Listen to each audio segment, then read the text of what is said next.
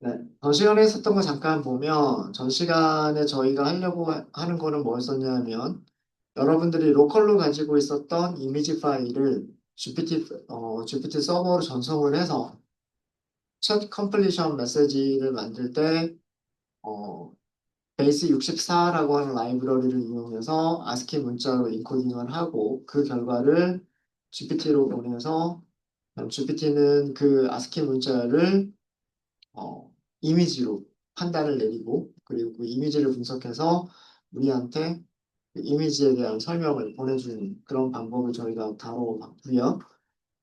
그래서 저희가 함수를 하나 만들었는데 문자열이 주어졌을 때 이미지 파일이 저장되어져 있는 파일의 경로를 문자열로 아규먼트로 전달을 받았을 때 그 파일을 오픈하고 파일에서 데이터를 읽어서 데이터를 베이스 64 인코딩을 수행을 합니다. 그리고 문자열 안에 포함시킬 거기 때문에 파이썬에서는 모든 문자를 일단 기본이 UTF 파일이기 때문에 UTF 파일로 바꿔준 거고요.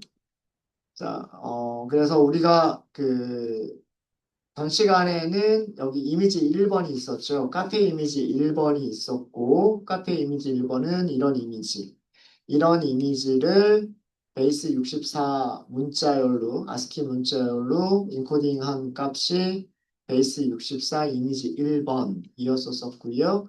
2번에 대해서는 아직 이런 방식으로 인코딩을 하지는 않았어요. 이런 방식으로 인코딩을 하지는 않았고, 이미지 2번은 역시 카페 이미지이기는 한데, 이미지가 조금 다릅니다. 이미지 1번은 약간 식물들이 많은 그런 모습의 카페였었다면, 이미지 2번은 약간 좀, 뭐랄까요? 약간 현대적인, 그러니까 식물들은 그렇게 많지 않은 학자들이 많은 그런 카페의 내부를 보여주고 있습니다. 자, 이 이미지를 마찬가지로 베이스 64로 인코딩을 할 거고요. 그리고 두 개의 이미지를 한꺼번에 보낼 거예요.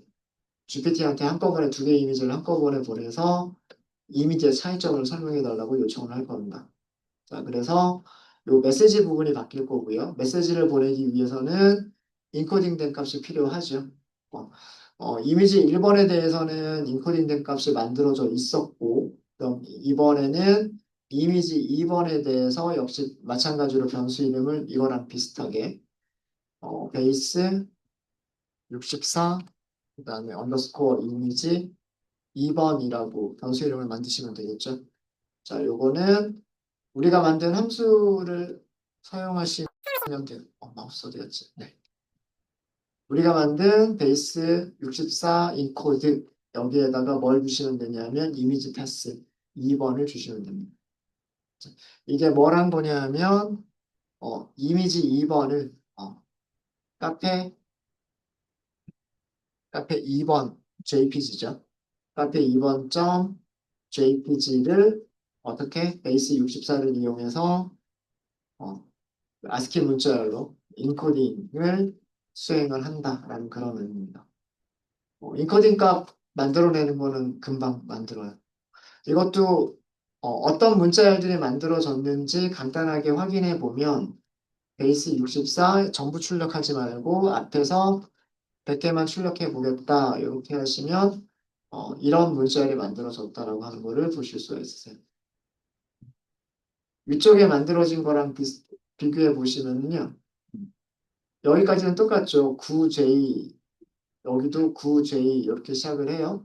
시작을 하고, 그 다음에 뭐 4AAKQ, SK 이렇게 나오고요. 여기도 보시면 4AAQ, SK 뭐 이렇게 나오죠. 근데 그 뒤쪽에 있는 문자열들은 아마 좀 그 다음부터는 여기가 좀 달라지는 거를 보실 수가 있으실 거예요. 그러니까 이미지가 다르니까 이미지의 바이너리 데이터도 다르고, 다르면 인코딩 되는 글자들도 당연히 다르겠죠. 그래서 이렇게 인코딩이 된 거고요. 얘를 이용해서 우리가 할 일은 메시지 프롬프트를 잘 작성하시면 돼요.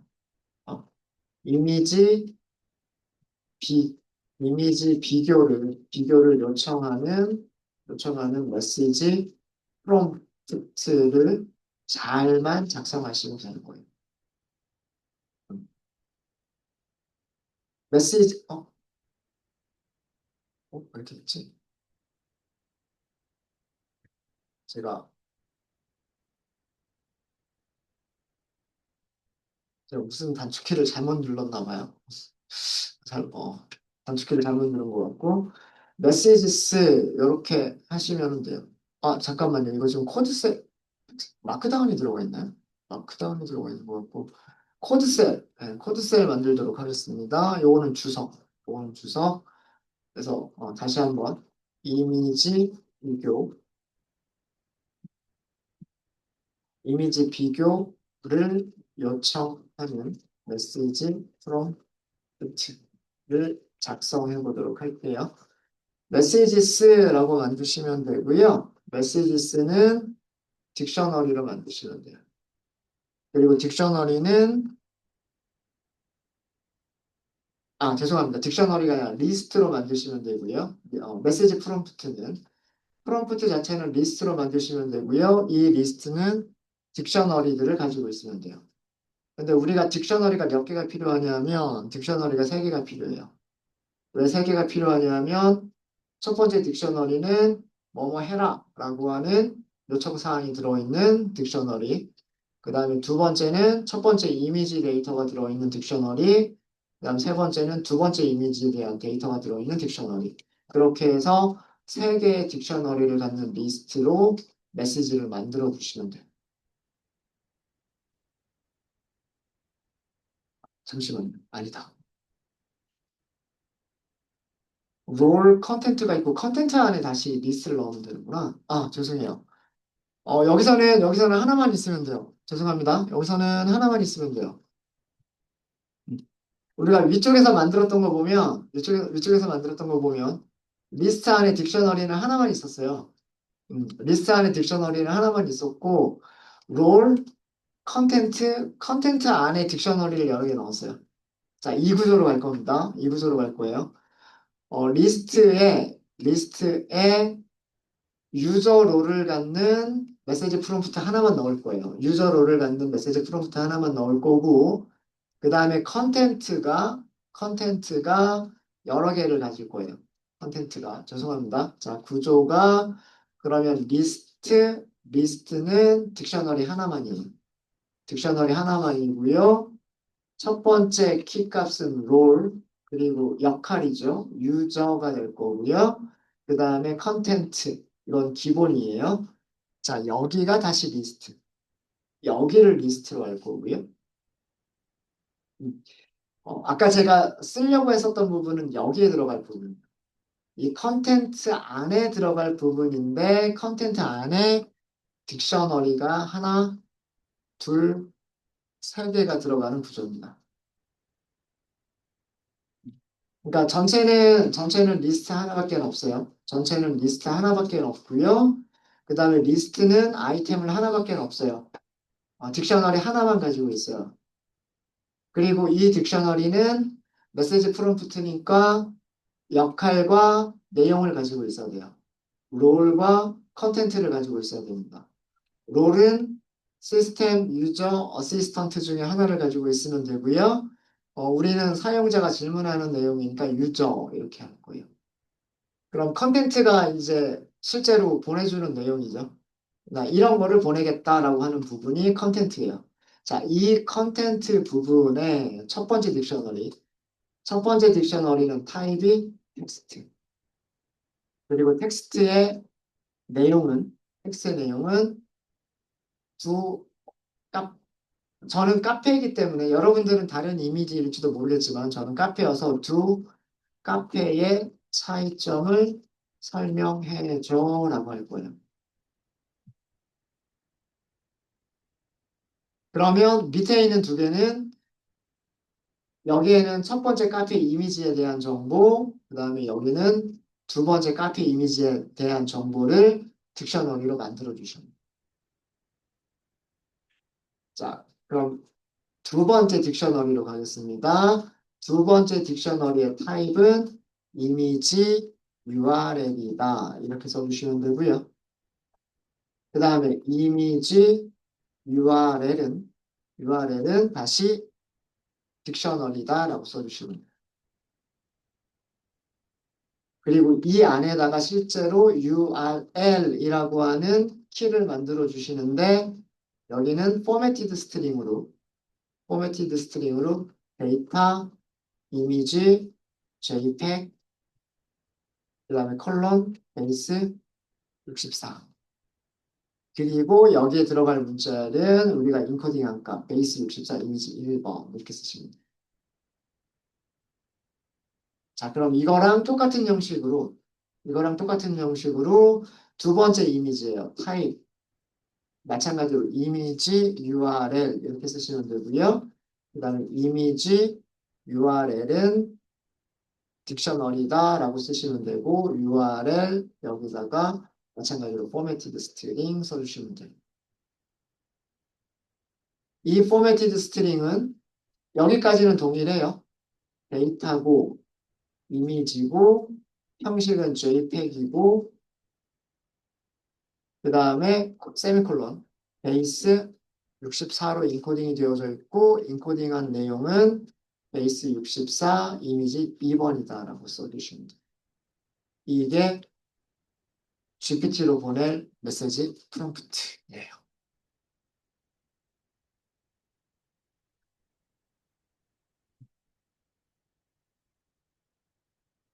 그러니까 전체적인 구조를 잘 보셔야 되는데 전체적인 구조는 메시지는 리스트.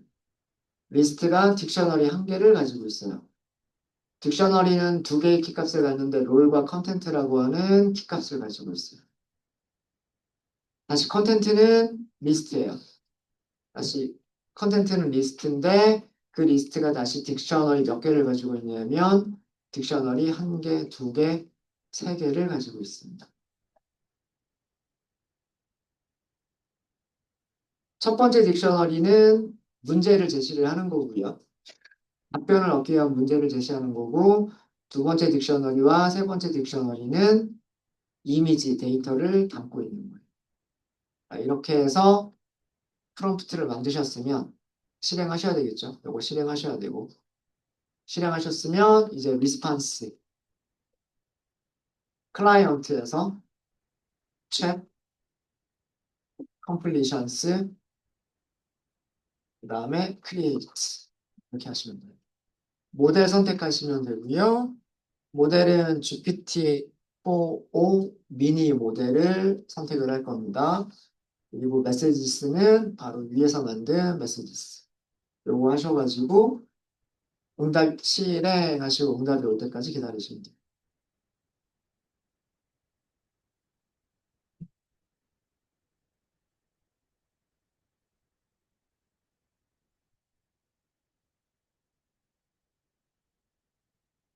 아까 이미지 한 장에 대해서 한 15초 정도가 걸렸었던 것 같고요. 지금 두 개를 비교하라고까지 요청을 보내서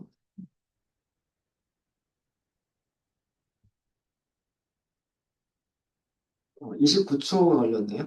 그러니까 이미지 두 장 그 분석하는 데 걸리는 시간이네요. 보니까. 결과를 보시려면 리스판스, 그 다음 초이시스, 인덱스는 0번, 여기에 메시지가 있고 메시지 안에 컨텐츠가 있어요. 이걸 출력해 보시면 이렇게 보이는데 여기 백슬래시 n 이렇게 보이죠? 요거 그 좀 더 보기 쉽게 하시려면 프린트문 안에다가 넣어버리시면 아마 보기가 더 좋을 거예요. 두 카페의 특징은 다음과 같습니다. 첫 번째 카페, 두 번째 카페 이렇게 나눠져 있어요. 그러면서 설명을 보여주고 있죠. 첫 번째 카페는 자연 친화적인 인테리어, 식물들이 많다, 따뜻하다, 아늑한 분위기를 제공한다. 조명, 큰 창문을 통해서 자연광이 들어온다. 지금 요 카페예요, 요 카페. 좌석은 다양한 형태의 테이블과 의자가 있어서 대화나 모임을 하기 좋다. 요런 의자들 가지고 있죠. 보니까 나무 탁자도 있고요. 둥근 탁자도 있는 것 같아요. 그거를 지금 얘기해주고 있는 것 같아요. 자, 두 번째 카페입니다. 두 번째 카페는 이런 카페. 탁자가 전부 다 네모나죠. 현대적이고 미니멀한 디자인, 나무와 금속을 조화롭게 사용, 세련된 느낌. 전구와 조명 기구가 복잡하게 배치가 되어져 있나요? 네, 뭐 이렇게. 인더스트리얼한 느낌을 준다라고 하네요. 그러면서도 아늑하다고 하네요. 작업하기 좋은 분위기, 혼자 앉아서 작업하는 손님이 있을 만큼 편안한 공간. 이미지가 손님들이 이렇게 한 사람씩 앉아가지고 노트북 켜고 아니면 책을 보면서 뭔가를 하고 있죠. 네. 각 카페는 고객에게 제공되는 분위기와 환경이 달라서 선택은 개인의 취향. 이렇게 설명을 해주고 있네요. 두 개의 이미지가 잘 전달이 됐고, 그 다음에 GPT는 두 개의 이미지를 가지고서 이런 문자열을 생성을 해주는 거예요. 이미지에 대한 설명을 하기 위한 문자열을 생성을 해주는 거예요. 그러니까, 메시지를 호출하는 거는 그렇게 어렵지 않고요. 어, 챗 컴플리션 크리에이트라고 하는 부분을 호출하는 거는 그렇게 어렵지 않고, 아마 이 부분, 메시지 프롬프트를 어떻게 만들어야 되느냐라고 하는 이 부분의 형식만 잘 이해를 하시면, 그럼 이미지가 한 장이 아니라 이미지를 여러 장을 보내는 것도 얼마든지 가능하겠다. 한 장만 보낼 때는 이렇게 컨텐트 안에 이렇게 하나를 보내주시면 되는 거고, 두 장을 보낼 때는 똑같은 형식으로 두 장을 보내주시면 되는 거고요. 만약에 폴더 안에 이미지가 10장이 있다, 10장을 다 보내겠다라고 하시면 똑같은 형식으로 10개를 만들어서 보내시면 되는 거예요. 그러니까 이런 메시지를 만들어주는 것도 함수를 만들 수 있겠죠. 항상 똑같은 형식이 나오니까 어, 베이스 64로 인코딩해서 URL이라고 하는 딕셔너리를 만들어서 문자를 이렇게 만들어주는 이런 것도 함수로 만드는 거로 생각해 보실 수가 있으실 겁니다. 네.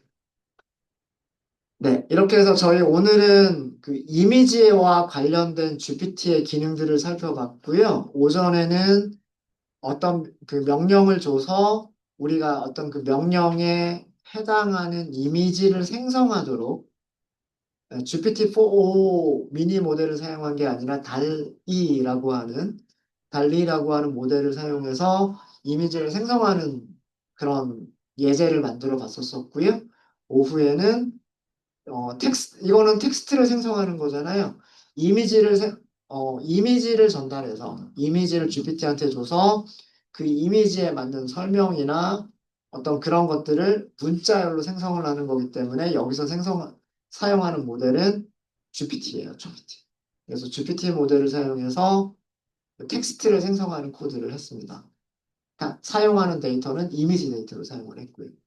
베이스 64 인코딩이라고 하는 과정을 거쳐서 하셔야 돼요. 네. 그래서 오늘은 여기까지 하도록 하겠습니다. 혹시 질문 있으세요? 뭐, 다른 여러 가지 종류들의 이미지를 가지고서 테스트를 해보실 수 있으세요? 그런 테스트들 해보시면 좋을 것 같아요. 어, 반복문 같은 거를 이용을 해서 폴더 안에 있는 파일들을 반복문으로 하나씩 파일들을 읽으면서 이런 부분들을 반복문으로 만들어서 여러 개의 이미지를 한꺼번에 GPT로 보내는 그런 것도 생각해 보시면 좋지 않을까라는 그런 생각이 있습니다. 네, 혹시 질문 있으실까요? 오늘은 여기까지 하고요. 내일은 이 이미지에 대한 얘기를 조금 더 진행을 하고요. 내일 그리고 또 다른 그런 예제들이 더 있어요. GPT를 이용하는 뭐 예를 들어서 주식 가격 예측 뭐 이런 거를 물어볼 수도 있겠죠. 아니면은 현재 주식값 얼마야? 뭐 이런 거를 물어보는 거를 해볼 수도 있겠죠. 그런 것들은 GPT API를 이용해서 어떻게 할 수가 있느냐라고 하는 것들에 대해서 내일 또 더 살펴보도록 하겠습니다. 네. 뭐 질문 있으시면 질문 주시고요. 혹시 안 되시거나 그런 거 있으시면 말씀 주세요. 남은 시간은 여러분들 스터디 하시는 시간 가지시면 될 것 같아요.